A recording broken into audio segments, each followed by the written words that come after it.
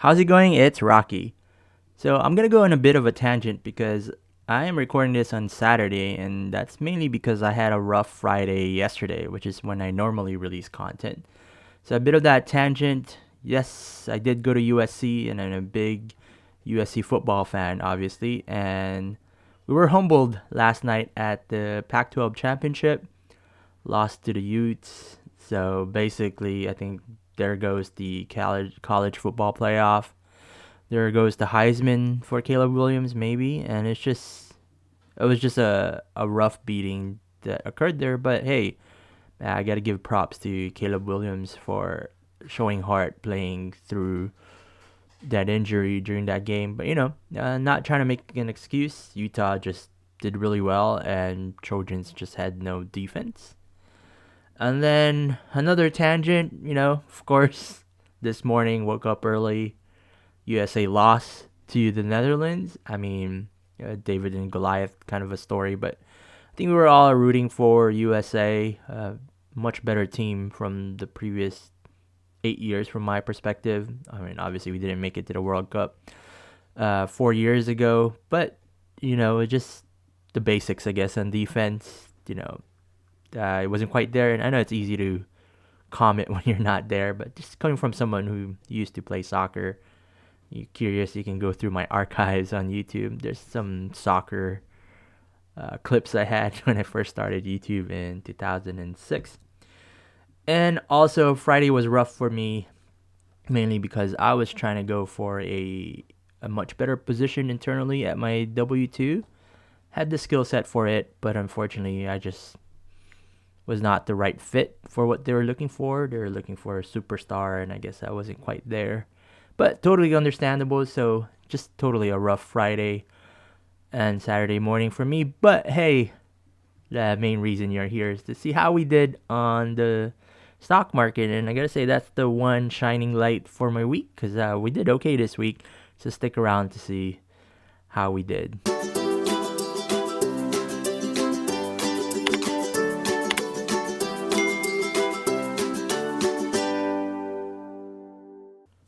So this is week 48 of our trading journey for the year 2022. And what I'm showing on the chart here is the week for the MYM, which is the micro for the Dow Jones Industrial Average. And I know a lot of folks have been confused in exactly what I'm trying to do with both the MYM and the YM. So if you're curious about that, I actually explained it on one of my content on YouTube here. So if you were on my channel, you scroll down to my videos. I had one here that I referred to as hedging, which is trading both sides of the coin. And I go more a bit of detail on what I was trying to do with the YM and the MYM there. But today I'll try to cover it a little bit also, so I can explain exactly what's going on.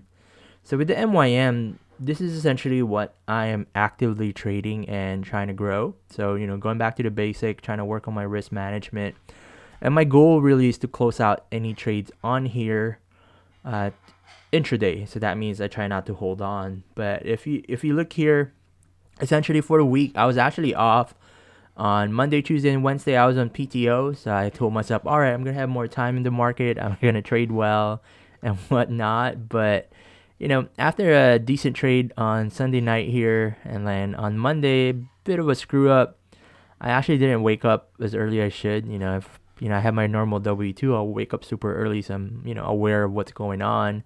But this one, woke up late, tried to trade on my phone. But yeah, that's just excuses. The little things that I know is bad, but I still do it because I'm a human. It just happens. Anyway, with this one, you could see I drew the ellipse here just to show when I lost. I tried going long.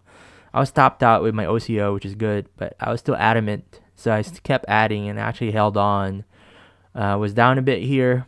I'll show you exactly how I did there. And then, Tuesday decided I couldn't do anything because I wanted to wait for Jerome Powell's speech that happened on Wednesday here. And you could say it's just a bit of a luck picking the right side of it. You could call it gambling, but I like to call it fundamental analysis. But I won't go to that because really this MIM, our main thing was supposed to just do the technical analysis in and out, really quick intraday, but managed to still be positive from that trade. You can see on this one, exited at 34,116, which is around here. So, I gave, I don't want to say I gave up early, but I wanted to lock in what little I had, and I had a bit of FOMO there, and I did miss out on at least 400 or so points. So that would have been about 3,200 there, because I was trading 16 MYMs, but that's all right. Did decent trading again on Thursday, 2 wins there, and then on Friday, uh, a decent short that I did. So totally for the MYM, I pretty much was able to be positive for the week, and just had one negative trade, really, the one where I got stopped out on Monday, just reverting to my bad habits, because we all have it. We all have days like it. It's how you pick yourself up to pretty much combat that. And then next, what I want to point out is, so now we're switching from the MYM into the YM. So this is the YM. What I'm showing here is a little different. Each candlestick here represents 1 day, as opposed to the MYM that I showed previously, where each candlestick was 1 hour. You can see here, it was around the August time frame where I had that big screw up, got our account down to negative 60 something thousand year to date. And you can see these losses here with the MYM. So previously I was trading the MYM a lot, and I was doing quite okay. And you can go through my history on YouTube there to see what actually happened there. So what happened with the YM essentially is, I had one contract that I've been holding on since about September 15th or so. And I denoted this by this white line to 31,289. And that one contract pretty much was right around the time when it switched from, so contracts expire quarterly. So the September contract was about to expire, and that's where I've gotten a lot of my losses. So I switched to the December contract, and I still wanted to stay long to preserve what little capital I had left. And basically, you can see, I was pretty much underwater on that YM, but you could say it's foolishness. You can say it was just me being dumb. But in reality, you'll understand this if you ever get into this situation. Yes, you can cut your losses, but it's a little rough when you cut your losses and you've lost all your capital. And that's the reason why I funded this, to keep it afloat.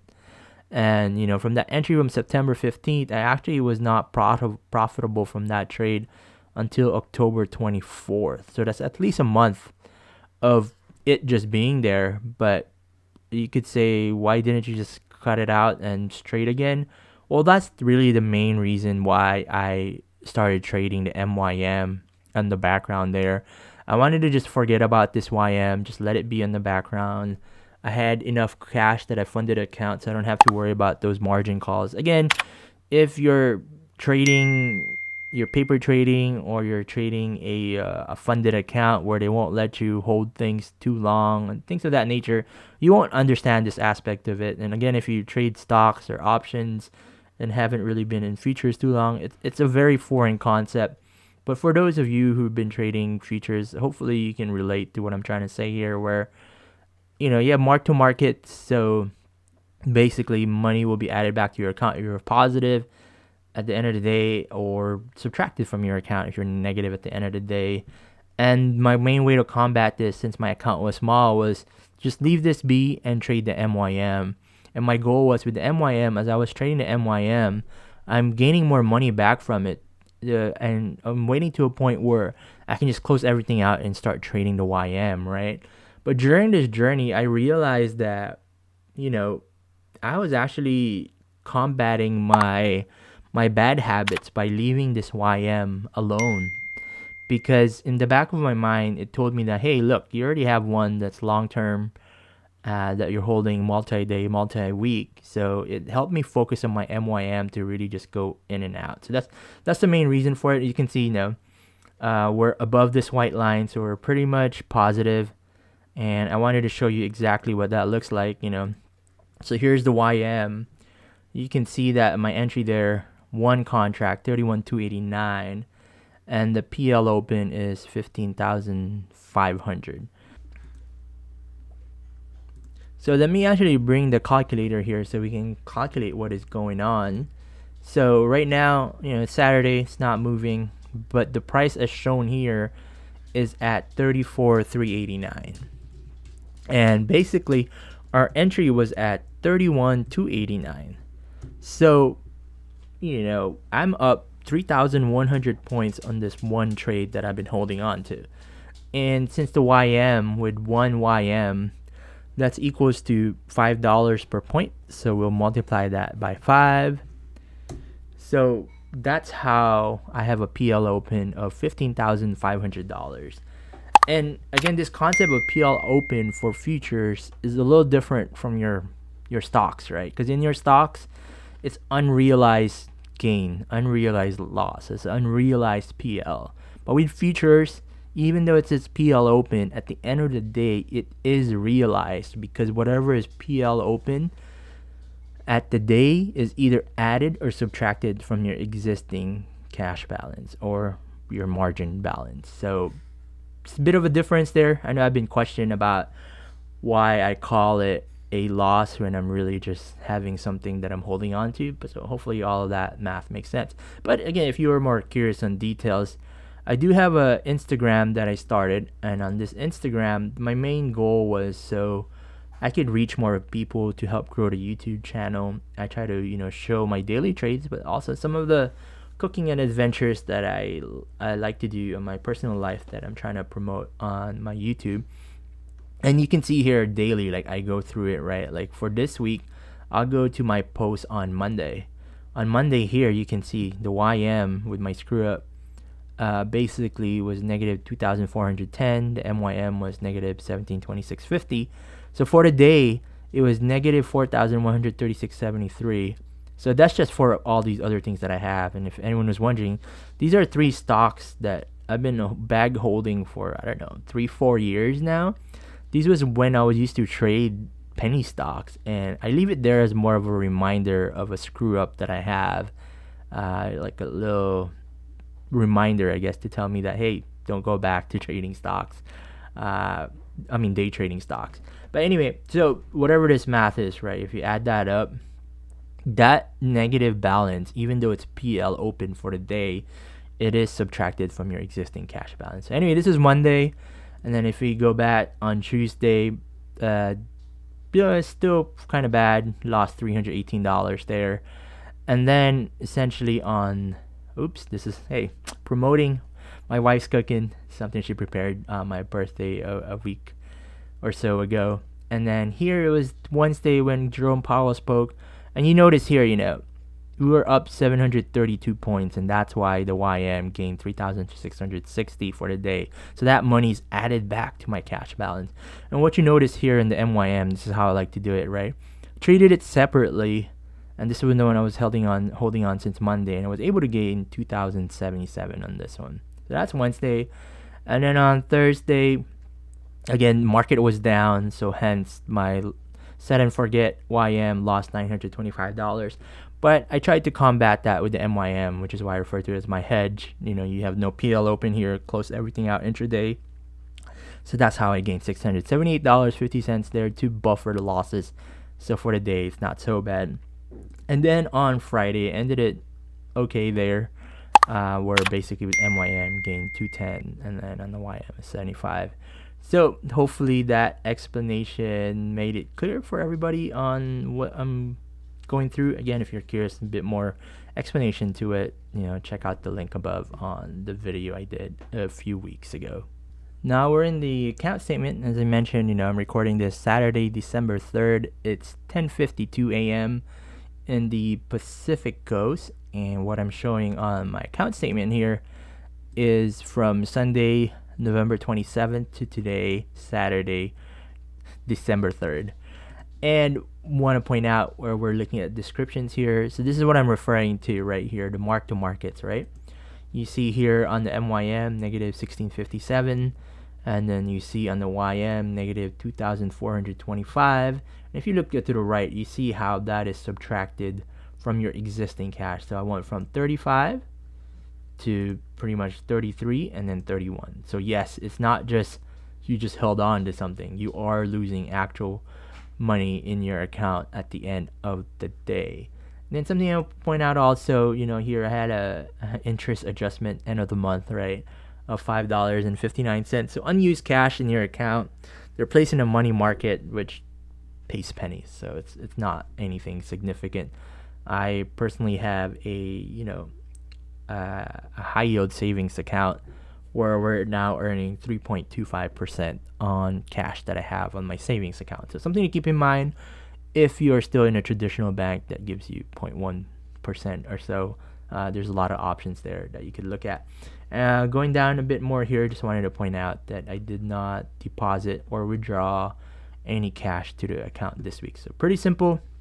Our ending cash for the week is $36,631.10, and we will subtract our starting cash, which was $35,369.99. So for the week, and something happened to my calculator there. Oh, there you go. For the week, we had a total of $1,261.11 profit. And that's cold hard cash in the account. And basically just comparing it to a 40-hour week in the US, that would have been an hourly rate of about $31.52. And if you're curious, what is $31.52? Basically, in a low cost of living area, that would have been a professional job that equates to about $60,000 a year equivalent. But if you're in a high cost of living area, $31, I mean, that's something that you could make at a restaurant, really, working at a restaurant, blue collar job, because $60,000 a year in a high cost of living area would be tough to survive.